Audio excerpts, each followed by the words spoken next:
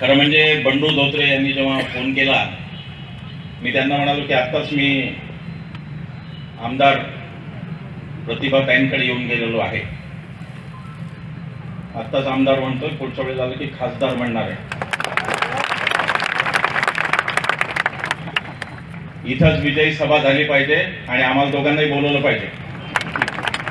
नाही बोलवलं तर पुन्हा तुमच्या विरुद्धच भाषण सुरू करणार असं.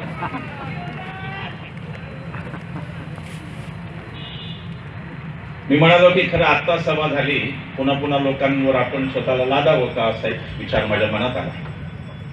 बंडू धोत्रे काय पिछा सोडायला तयार नव्हता. काय माणूस आहे, एवढी तटबंदी केली, एवढं सगळं काम लोकभावनेतून असे कार्यकर्ते पाहिले ना की वाटतं किती वेळा ते मी पुन्हा येईन न म्हणताही मी आलो पुन्हा तुमच्या. आधी जी सभा झाली त्यातले मुद्दे थोडे वेगळे असतील असा प्रयत्न करेन, पण मी एक सांगतो, कालच उमेदवारी जाहीर झालेल्या सुधीर भाऊंची झोप ही सभा पाहून आज उडणार एवढं मात्र मला नाही. कालच त्यांची उमेदवारी जाहीर झाली. महाराष्ट्रामध्ये चंद्रपूर ही पहिली जागा आहे, तिथे दुसरी सभा होती आहे. पण याच्यापेक्षा एक वेगळी जागा आहे सिंधुदुर्गची. तिथे एक वडील आणि 2 मुलं असे 3 जण असल्यामुळे तिथे 3 सभा आम्ही घेतल्या.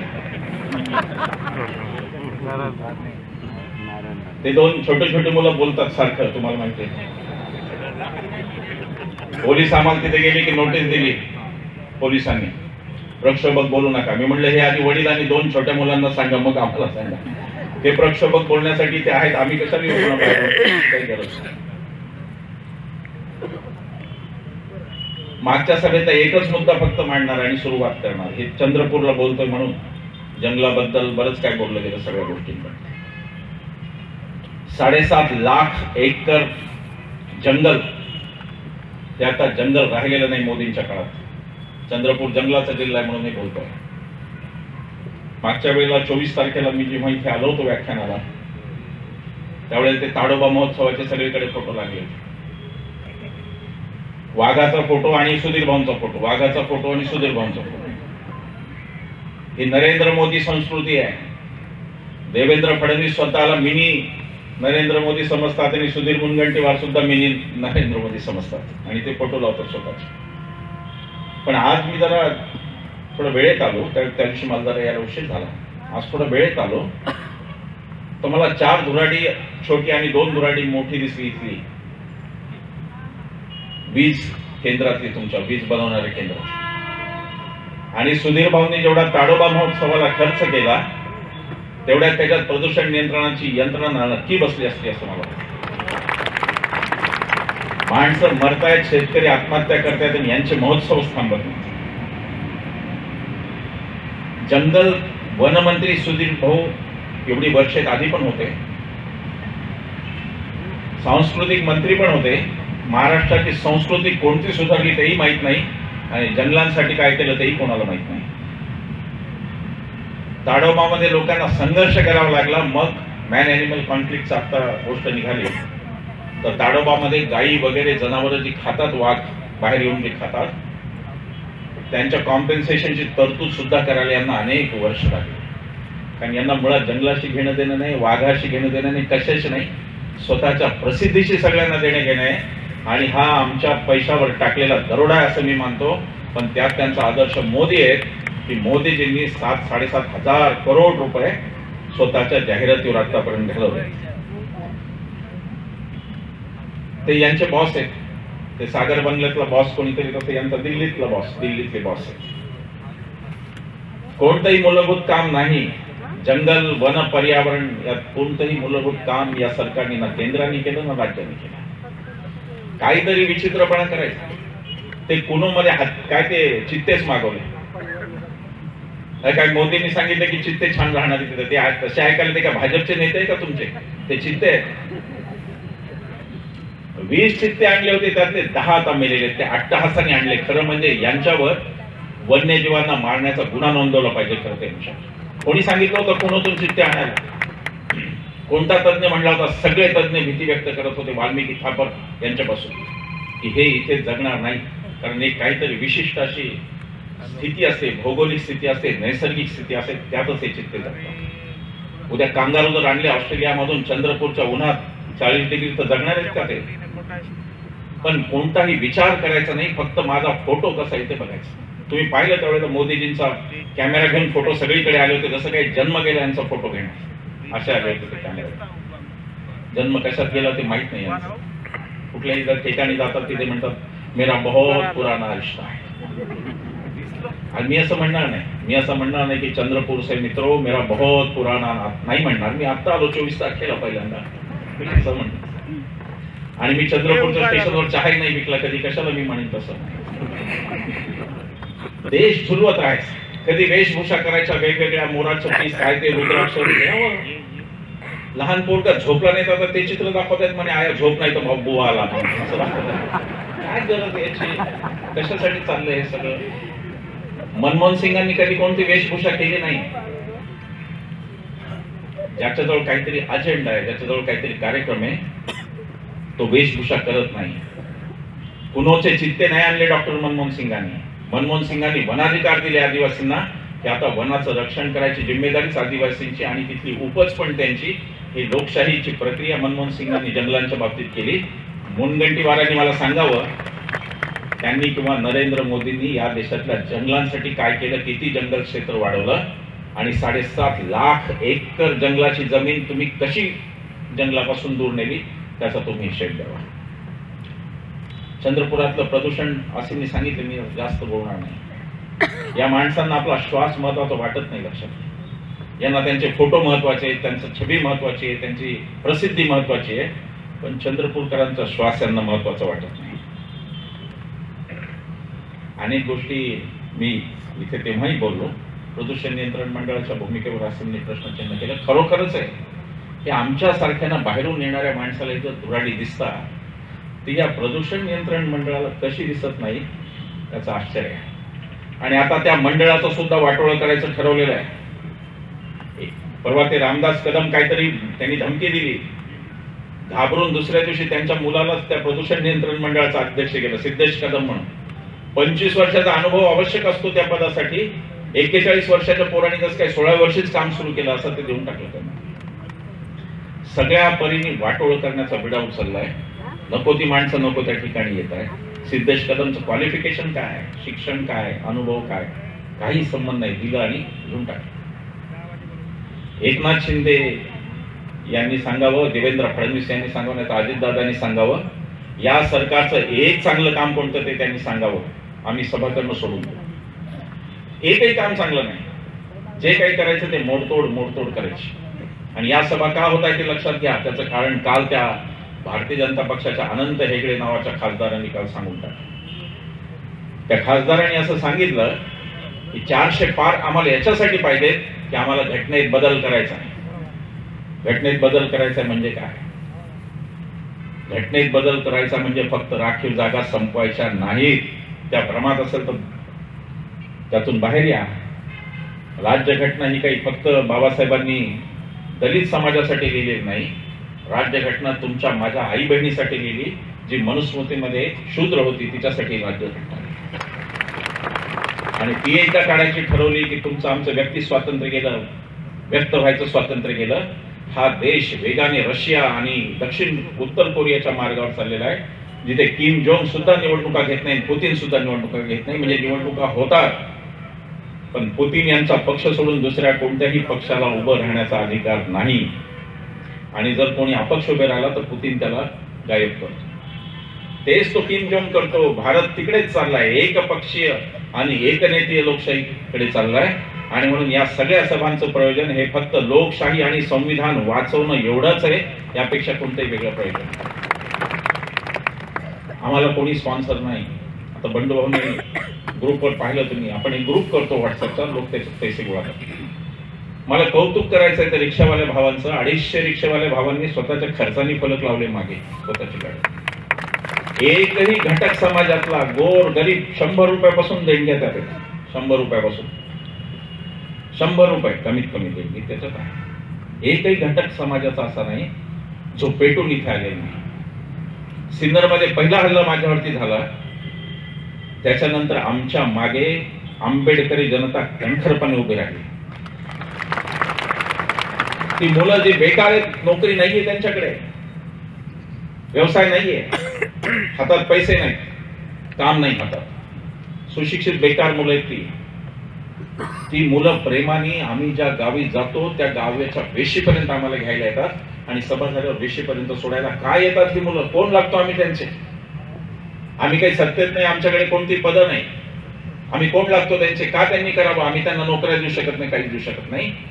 ती रसरशीत मुलं तरुणाई, त्यांना एकच माहिती असतं की बाबासाहेबांच्या संविधानासाठी ही माणसं बोलतात आणि ते वाचवण्यासाठी म्हणून ते आमच्याबरोबर येतात. त्यात आमची पुण्याई नाही, त्यात आमची कोणती नाही पुण्याई. ती असली तर गांधीजींचे, ती असली तर बाबासाहेबांचे. या देशातल्या युवकाला आता ते वाटतं, जिथे जे तिथं अनुभवतो. काय सुरू झालं? आमचंच आम्हाला आश्चर्य वाटतं, हे घडलं कसं? आम्हाला कळत नाही खूप वेळा की हे घडलं कसं. 50, 60, 100च्या बैठका फक्त माणसांच्या, नगरमधली आमची बैठक 60-70 लोकांची, आणि आज ही तुम्ही गर्दी पाहताय. इथपर्यंत ही आंदोलन आलं, ही चळवळ आली, त्याचं श्रेय आमचं नाही. ज्ञानेश्वर महाराजांनी म्हणलेले ज्ञानेश्वर की अखंड अगरवता असती तया ते विनयो हेची संपत्ती, ते जय जयकारही अर्पिती माझ्याची ठाई. हे सगळे जय जयकार तुम्हाला अर्पण आहेत, आमचे यात काही नाही. आम्ही फक्त निमित्त मात्र. इथे बसणारे दोघं, हे इथे बसलेले हजारो लोक जे आहेत, सगळ्या खुर्च्या भरलेल्या आहेत, एक न एक खुर्ची भरलेली. माझा कॅमेरामन भावाला माझं सांगणं की एकदा ह्या खुर्च्या दाखवा. त्यांनी टिंगल टवाळी केली की सभागृहात घेतात आणि यांच्या काय, त्यांना ह्या खुर्च्या आणि ही भरलेली माणसं दाखवा. आणि सगळ्या खुर्च्या भरून मागे माणसं उभे आहेत आणि कडेने पण माणसं उभे आहेत. हे वैभव, हे जे वैभव आहे हे आमचं नाही, हे तुमचं वैभव आहे. हे तुम्ही स्वतः उभे राहिलात आणि ही लोकांनी लोकांसाठी केलेलं आहे. याच्यात आम्ही फक्त निमित्त मात्र आहोत. तिकडचे 2 जण फक्त इकडे बसले, बाकी काहीच फळ. हे सगळं तेच चाललं आहे.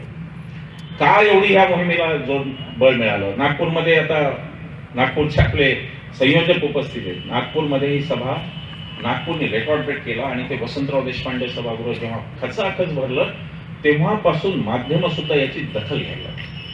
पत्रकार मित्र इथे आहेत, ते खूप चांगले आपले पत्र आहेत. मी त्यांच्याशी संवाद पण केला मध्यंतरी. चंद्रपूरचे पत्रकार खूप चांगले, पण त्यांचे मालक फिटलेले हा मुद्दा आहे. आणि ते इथून लिहून पाठवतात, ते आपल्या प्रेमातून पाठवतात. 80% पत्रकार आपल्या विचाराचे, पण ते जे मालक बसलेले आहेत ते वेगळ्या विचाराचे, आणि त्यामुळे गोष्टी होत नाहीत. पण मी सांगतो पत्रकार मित्रा, लावून धरणारे पत्रकार मित्र आहेत, मुद्दा स्वतःचा लावून धरणारे. हे सगळं जनाच्या आश्रयाने चाललंय. हा जगन्नाथाचा रथ आहे आणि लोक तो ओढतायत. आम्ही काही त्यात नाही, हे मला पुन्हा नम्रपणे तुम्हाला सांगायचं. यात कोणताही अति नम्रपणा माझ्याकडे नसून ही वस्तुस्थिती आहे की हे लोक आंदोलन लोकच चालवत आहेत. गावोगावी हे होत आहे, प्रत्येक ठिकाणी होत आहेत. 55 काय जास्त मोजल्या नाही, 57-58 पण सभा झाल्या असतील. प्रत्येक ठिकाणी कणकवली असो, रत्नागिरी असो, चिपळूण असो, अशा संख्येने लोक जमतात.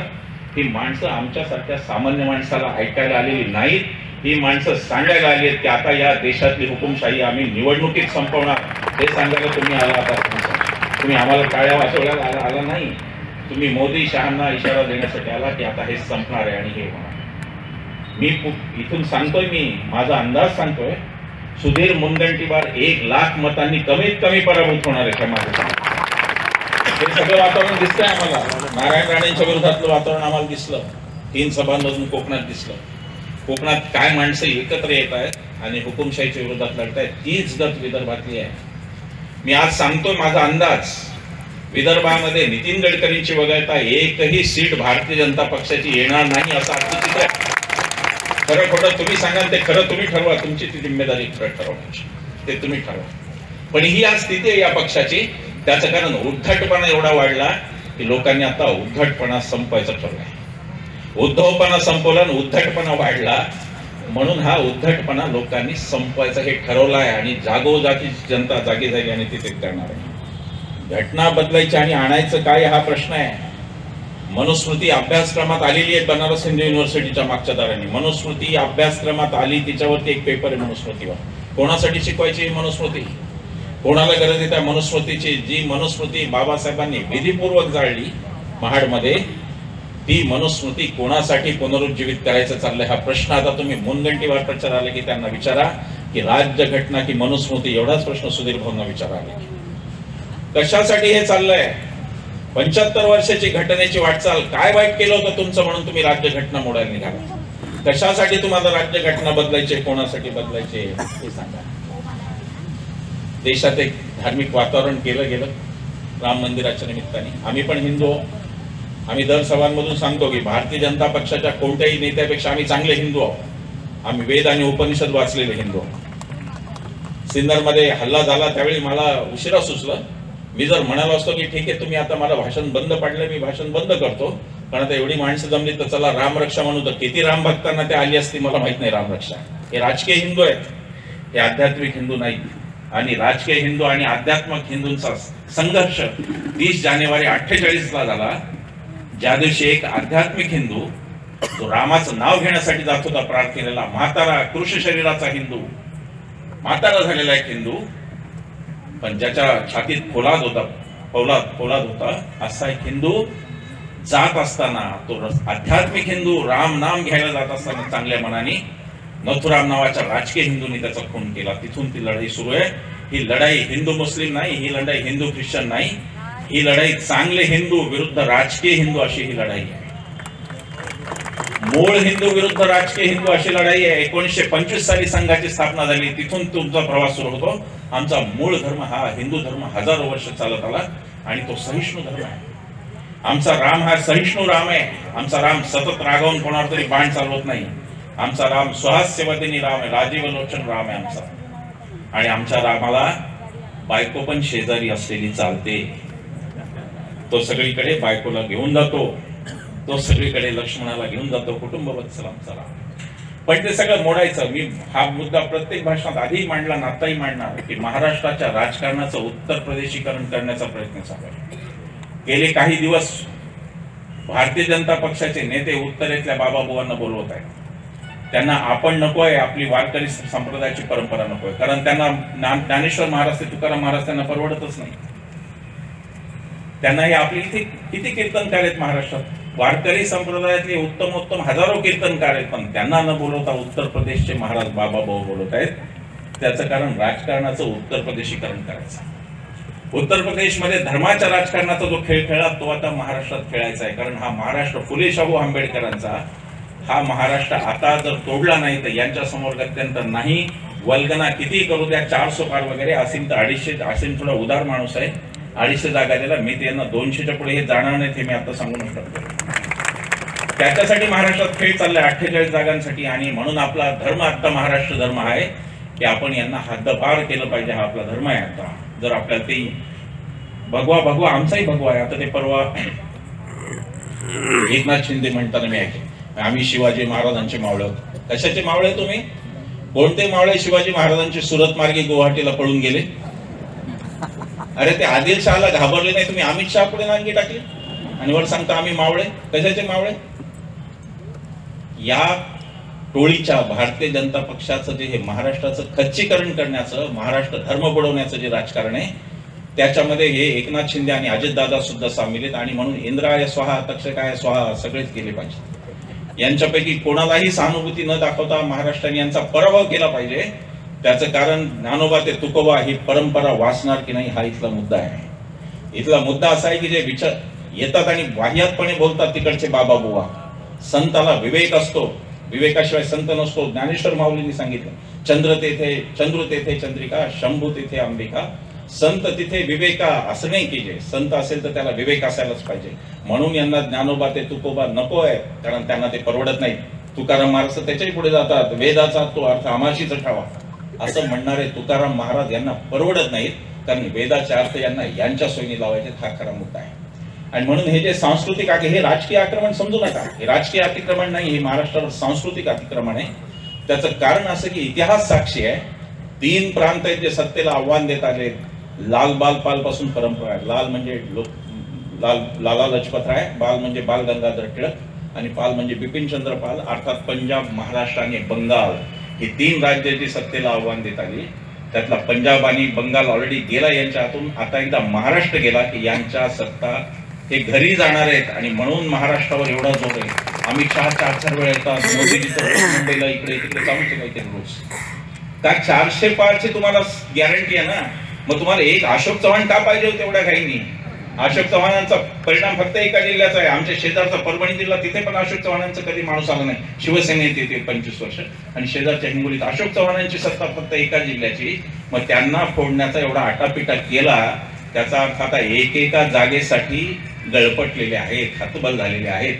हे जे सगळे ईडीचे गेले ना, हे सगळे राष्ट्रवादीतले, म्हणजे ओरिजिनल राष्ट्रवादीतून डुप्लिकेट मध्ये गेलेले, ओरिजिनल शिवसेनेतून डुप्लिकेट मध्ये गेलेले, याच्यातला एकही निष्कलंक नाही, म्हणून हे घाबरून गेलेत. का बरं पृथ्वीराज चव्हाण ईडीला घाबरत नाही? का नाही घाबरत? हे सगळे कलंकित आहे, हे स्वतःला वाचवण्यासाठी गेले, हे काही विचार वगैरे घेऊन गेले नाही. हे थाप आहेत सगळे की आम्हाला विचार म्हणे. आता अब्दुल सत्तार हिंदुत्ववादी, आता काय ऐकावं, एक नवीनच आहे. ते तर कोणतेच वादी नाहीत, फक्त वाह्यातवादी आहेत. ते वाह्यात बोलायचे फक्त. आपल्याच कार्यक्रमाला आलेल्या लोकांना आईमाईवर शिव्या देतो तो माणूस. काय माणसे ते की त्यांची. ते आमच्या त्या हिंगोलीचे आमदार आहेत, काय ते संतोष जे काय म्हणे, मी मोदीजी नाही आले तर मी जाळून घेणार आहे. लक्ष ठेवा बरं का. अशा आत्महत्येला प्रवृत्त करू नका, आणि आत्महत्या होत असेल तर रोका. आपलं काम आहे कायदेशीर दृष्ट्या, आपण कोणाचा जीव नाही जाऊ द्यायचा. काय माणसं भरली, काय लोक हे भरले, ते कुठून आले, काय आले, अचानक काय उगवले, कोणते काय काय झाडीन, काय डोंगर, अशाला आमदार करतो आपण.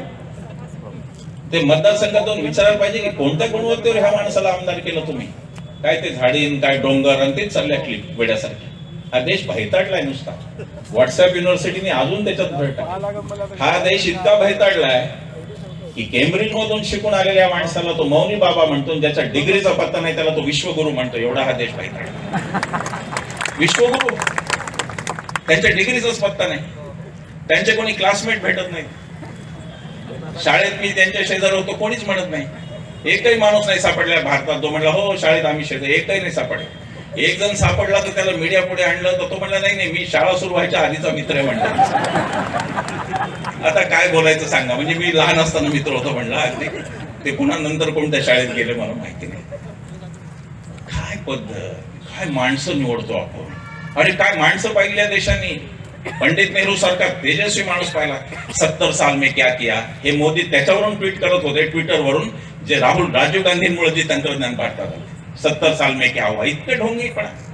अरे 70 साल में क्या हुआ, तुम्ही जर असते ना तिथे नेहरूंच्या जागी, तुम्ही गळपटून एक दिवसात सत्ता सोडली असती. कारण काय आव्हानं होती स्वातंत्र्य मिळाल्यानंतर. संसद तिची रचनेचं आव्हान होतं, राज्यघटना तयार होत होती, अजून ती तयार नव्हती, त्याचं आव्हान होतं. सरकार आणि न्यायालयाच्या रचनेचं आव्हान होतं. या देशात दारिद्र्य होतं अफाट, सुई सुद्धा बनत नव्हती या देशात. या देशात आरोग्याची अवस्था वाईट होती. आयुर्मान माणसाचं 40 आणि 45 वर माणसं मरत होती त्या काळात. 50 काय ऍव्हरेज आयुर्मान. ही परिस्थिती होती. शिक्षण नव्हतं, शून्य शिक्षण, साक्षरता नाही, काहीच नाही. तिथून त्या माणसाने देश आणला. तुम्ही 1% सुद्धा त्यांचं केलं असताना तर भारत कदाचित सुखी झाला असता. 70 साल में क्या किया, तुम्ही जे बोलायला लागले ना ते 70 साल में किया. पहिल्याच प्रजासत्ताक दिनाला ती परेड पाहिली सगळी मोठी, आणि मग त्यांच्यावर ट्वीट आलं की मोदीजीने वो देख लिया जो नेहरू ने 70 साल में किया. ती सगळी शस्त्र सामग्री ती सगळी काँग्रेसच्या काळातली होती. भयताडल्यासारखा देश झालाय. कोण कोणाला काय नादी लागेल, कोण कोणाला विश्वगुरु म्हणेल, कोण कोणाला काय पदवी देईल, काही सांगता नाही. हे सगळं जर थांबवायचं असेल, आणि जर थांबलं नाही तर तो प्रश्न राजकीय व्यवस्थेचा नाही. हे काही आमदार खासदार काँग्रेसचे लोक, राष्ट्रवादीचे लोक, शिवसेना यांच्या भवितव्याचा हा प्रश्न नाही.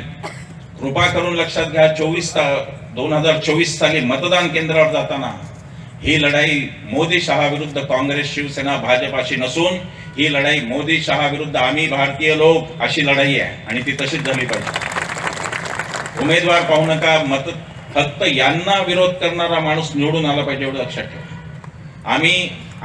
आज मला एक वंचितच्या कार्यकर्त्याचा फोन आला होता की ते म्हणाले की ते वागळे साहेबांचं काहीतरी चालतं. मी त्यांना स्पष्टपणे सांगितलं, वागळे साहेब जे बोलले ते पत्रकार म्हणून त्यांच्या स्वतंत्र गोष्टी आहे. निर्भय बनो हा त्या सगळ्यांच्या सोबत आहे ज्यांना मोदी शहांशी लढायचं आहे. आणि मला खात्री आहे की वंचित सुद्धा, मला प्रकाश आंबेडकरांची खात्री आहे, शेवटी बाबासाहेबांचं रक्त आहे, मला खात्री आहे की प्रकाश आंबेडकर सुद्धा मोदींच्याकडे जाणार नाही, त्याची मला स्वतःला आजही खात्री. तर मुद्दा असा आहे की हे जे काही सगळं चाललेलं आहे हे फक्त नेत्यांसाठी, पक्षांसाठी, उद्धव ठाकरेंसाठी, शरद पवारांसाठी वाईट चालले नसून माझ्या आणि तुमच्या मुलांच्या आणि नातवांच्या दृष्टीने याकडे बघण्याची गरज आहे. कोणत्या भारतात उद्या ते राहणार आहेत? न्यूटनला हद्दपार करा, मेंडेलिफची आवर्त सारणी उडवा. विज्ञानात हे रामदेव बाबा शिकवणार आहेत का उद्या? पद्मभूषण मिळालेला शास्त्रज्ञ गोमूत्रावर संशोधन करतो, रसायनशास्त्रातला मोठा शास्त्रज्ञ. तुम्हाला त्या शास्त्रज्ञांसारखे ते मुलांचे हाल करायचे असेल तर करा. वैज्ञानिक दृष्टिकोन नसलेले एक सरकार इथे आहे. आपल्याला माहिती आहे, दर सभेत मी ते मुद्दाम सांगतो, भारतीय राज्यघटना ही जगातली एकमेव राज्यघटना आहे जिने वैज्ञानिक दृष्टिकोन हा अंतर्भूत केलेला आहे घटना जगातल्या कुठल्याही इतर. आणि हे काय करतात? पंतप्रधान म्हणाले सायन्स काँग्रेसमध्ये तिथे सगळे सायंटिस्ट समोर बसले. आता हे सगळंच आहे, ते सायंटिस्ट पण हे सगळं बहुरंगी अवतार यांचा जो अवतार ईश्वराचा 11वा, त्याला सगळ्याच कला अवगत आहे. हे गाणं पण म्हणू शकतील, काही करू शकतील. त्या विज्ञान परिषदेत पंतप्रधान असं म्हणाले की मित्रो हमारे पास प्लास्टिक सर्जरी थी. ते भाषणाची स्टाईल पण मला ते धर्मेंद्रची आठवण येते. कुत्ते कमीने मैं तेरा खून पी जाऊंगा, ती मला आठवण येते धर्मेंद्रची. रेटून रेटून रेटून चालतं, काय गरज नसते. भाषण न रेखताही चांगलं भाषण होऊ शकतं. पंतप्रधान म्हणाले मित्रो हमारे पास प्लास्टिक सर्जरी थी. आणि उदाहरण काय दिलं तर आपल्याला सगळ्यांना माहिती आहे ती शंकर पार्वती गोष्ट. ती पार्वती स्नानाला आत जात होती, तिने गणपतीला सांगितलं की कोणाला येऊ देऊ नको. शंकर आले, त्यांनी ओळखलंच नाही आपला मुलगा आणि शिरच्छेद केला. पंतप्रधान म्हणाले हमारे पास प्लास्टिक सर्जरी थी इसीलिए हाथी का मुंह चिपकाया. मग बाळ फडके साहेब आपले शास्त्रज्ञ, त्यांनी मग महाराष्ट्र टाइम्स मध्ये लेख लिहिला आणि त्यांनी एकच प्रश्न विचारला. ते म्हणाले की जर प्लास्टिक सर्जरी होती तर जे शिरच्छेद केलं होतं तेच मुंडकं का लावलं नाही, एक हाती का मारलं त्याच्यासाठी विनाकारण. हे पंतप्रधानांच्या पातळीवरची अवस्था आहे, लक्षात घ्या. हे काय चाललंय धोकादायक धक्कादायक ते लक्षात घ्या. घटना तोडायची म्हणताना, घटना संपवायची म्हणताना ती याच्यासाठी संपवायची की वैज्ञानिक दृष्टिकोन लोकांमध्ये राहता कामा नये आणि लोक पुन्हा पुन्हा पुन्हा पुन्हा मागे पुराणात आणि आमच्या गोष्टीत गेले पाहिजेत. हे मागे नेणारे हे लोक आपल्याला पाहिजेत की पुढे नेणारे लोक पाहिजेत आपल्याला, हा खरा मुद्दा आहे. यांना सहिष्णुता नको, यांना प्रेम नको. एक उदाहरण सांगतो. परवा लातूरला सभा होती, गेलो होतो. एक मुलगा आहे जो संसदेत त्यांनी उडी मारली. लातूरचा मुलगा आहे, राहुल शिंदे नावाचा मुलगा आहे. तो बेकार होता, तो गेला आणि डायरेक्ट संसदेत उडी मारली. त्यांनी कोणाला इजा केली नाही, कोणत्या खासदाराला काही लागलं नाही, पण अर्थातच त्याला अटक झाली. राहुल शिंदेनी केलेले कृत्य हे गुन्हेगारी कृत्य आहे आणि म्हणून त्याला जी व्हायची ती योग्य शिक्षा व्हावी आम्ही असं म्हणणार नाही. कारण संसदेत उड्या मारणं उद्या अराजक येईल त्यातून. आपली ती सभागृह आहेत, आपणच त्यांना जपले पाहिजे. तो मुद्दा नाही आमचा. त्याला काय शिक्षा करायची ते करा. त्याचे आई वडील माझ्याकडे आले, शोधत शोधत आले. मी उतरलो होतो त्या हॉटेलवर. बरेच कष्ट करून बिचारे आले. अतिशय गरीब माणसं आहेत, तिकिटाला पैसे नाही अशी गरीब माणसं. गेले 1.5 वर्ष त्यांना भेटायला जायचे, मुलाला परवानगी मिळालेली, काय सॉरी गेले 3-4 महिने, पण त्यांच्याकडे जायला पैसे नाहीत दिलेला. अशा स्थितीतली माणसं आहेत. मजुरी करणारी आई आणि मजुरी करणारे वडील. आणि हाही पोरगा मजुरी करत होता. मी त्याच्या आईला विचारलं की का तो काही बोलला का तुम्हाला जाताना? तो म्हणे सर तो काहीच बोलला नाही. मला आश्चर्य वाटलं, या मुलावर यांनी खुनशीपणाने अजून देशद्रोहाचा गुन्हा कसा काय नाही लावला. मला जर आश्चर्य वाटलं. आणि खुनशी आहे, उठसूट कोणालाही देशद्रोहाचा गुन्हा लावतात, UAPA लावतात. मग त्या माऊलींनी जे सांगितलं त्याच्यावर माझ्या लक्षात आलं की ते त्यांच्या अडचणीचं आहे. त्याचं कारण असं की हा पोरगा 12, 13, 15 वर्षाचा होता तेव्हापासून त्याचा एकच ध्यास होता. तो म्हणायचा आई मी जाईन तर मिलिटरीमध्येच नोकरी करीन, मी या देशाच्या सैन्यातच जाईन. गरीब घरचा मुलगा, मजुरी करणारा, त्याचं स्वप्न होतं सैन्यात जाईल. त्यांनी 3 वेळा सैन्याची परीक्षा दिली आणि तो पास होऊ शकला नाही. हे त्याचं वैमनस्य होतं, हे त्याचं वैफल्य होतं जे आढळलं. आणि त्यांनी उडी मारली. मला लक्षात आलं की यांना देशद्रोहाचा गुन्हा लावता येणार नाही, कारण रेकॉर्ड हे सिद्ध करील की हा जर मिलिटरीत जाऊ इच्छितो हा कसा देशद्रोही, हा तर देशप्रेमी आहे. पण माझ्या मनात एक विचार आला की इथे जर मोदींच्या आणि शहांच्या ऐवजी जर इथे नेहरू किंवा लालबहादूर शास्त्री असते तर काय झालं असतं? त्यांनी या मुलाला बोलवलं असतं आणि प्रेमाने हात त्याच्या पाठवून पण विचारलं असतं, बाळा तुझं दुःख काय ते आम्हाला सांग. त्याच्यासाठी प्रेम लागतं जे मोदी शहांना कोणी शिकवलेलं नाही कधी. तो तिथे का आला, त्याला तिथे यायला जबाबदार तुम्ही आहात. तुम्ही खोटं आश्वासन दिलं देशाला 2014ला की दरवर्षी 2 करोड जॉब तयार करणार, तसं झालं असतं आज 20 कोटी रोजगार तयार झाला असता तर तो पोरगा तिथे आला नसता. हे तुमचं पाप आहे. पकडला गेलाय तो, पण ह्या देशातले हे युवक, करोडो युवक, या सगळ्यांना तुम्ही दिशाभूल केली खोटं सांगून की 2 कोटी रोजगार तयार करणार. प्रत्यक्षात 20 लाख सुद्धा रोजगार तयार झाले की नाही याचं कोणतंही उत्तर येऊ शकत नाही. त्यामुळे हे जे चाललेलं आहे टोकाचा 2च गोष्टी आहेत यांच्याकडे, तिसरी गोष्ट नाही. एक आहे तो भंपक राष्ट्रवाद जो असीमनी सांगितला की राष्ट्रपित्याला मारलं, राष्ट्रगीताला विरोध केला, राष्ट्रध्वजाला विरोध केला, आणि हे आता आपल्याला राष्ट्रध्वज हरघर तिरंगा, हा पहिला त्यांचा भंपक राष्ट्रवाद जो पुलवामामध्ये उघड झाला. पुलवामामध्ये त्यांच्याच पक्षाचे राज्यपाल असलेले सत्यपाल मलिक यांनी यांचा बुरखा फाडला आणि राज्यपालांनी सांगितलं त्या सत्यपाल मलिकांनी की विमानं दिली नाही यांनी म्हणून आपले सैनिक मारले. सैनिक जर रस्त्यावरून नाही तर विमानाने असते ते सैनिक वाचले असते. त्याचा बुरखा फाडला. आणि दुसरा हा सतत सतत सतत सतत रुजवला जाणार धर्मवाद. सोलापूरला एक प्राध्यापक आहेत, ते सकाळी बायकोसह फिरायला गेले होते. तिथं त्यांना एका टोळक्याने गाठलं. हे सोलापूरमध्ये घडलं. आणि त्यांना सक्तीने जय श्रीराम म्हणा नाही तर मारून टाकू असं सांगितलं. जय श्रीराम म्हणा नाही तर मारून टाकू. मला त्यांचा फोन आला. मला आधी वाटलं की हे काय मुस्लिम वगैरे आहेत का. ते मुस्लिम नव्हते, तो एक ब्राह्मण प्राध्यापक आहे. त्याला धरून सांगितलं की तू जय श्रीराम म्हणा नाही तर मारून असतं. हा कोणता उन्माद आहे. आमचे पूर्वज पहिल्यापासून राम राम म्हणत आले. तुम्ही काय शिकवता आम्हाला जय श्रीराम. जय श्रीराम हा राजकीय नारा आहे, राम राम हा खरा नारा आहे. आणि या देशात हिंदूंना सगळी मुभा आहे. 33 कोटी देव आहेत त्यांचे. रामाला नाही तर कोणी कृष्णाला करेल. ते आलो होतं मी राम भक्त तुम्ही पण व्हा. का मी कृष्ण भक्त झालो नाही चालत का. तुम्ही अडवताय का मला. 33 कोटी देवांचा पर्याय आहे. असा हा विशाल हिंदू धर्म आहे. आणि इथं देवावर श्रद्धा नसलेला नास्तिक सुद्धा हिंदू धर्मात राहू शकतो, चारवाक इथे होऊ शकतो.